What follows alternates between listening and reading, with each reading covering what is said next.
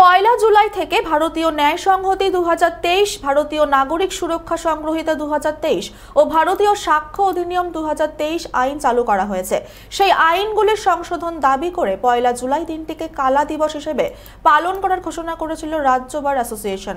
সেই মতো রাজ্যের বিভিন্ন আদালতের পাশাপাশি সোমবার ব্যারাকপুর আদালতের সমস্ত রকম কাজ বন্ধ রাখা হয় আইনজীবীদের পক্ষ থেকে।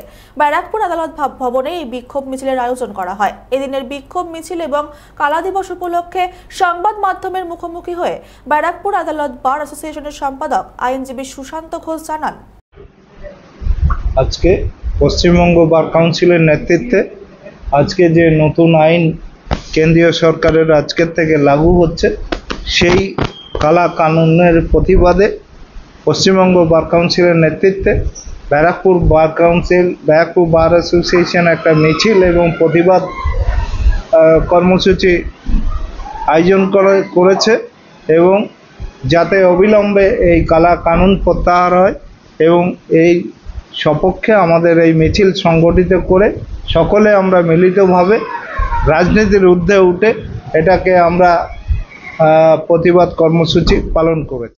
ব্যারাকপুর থেকে সরকার গাঙ্গুলির রিপোর্ট, চ্যানেল 24/7।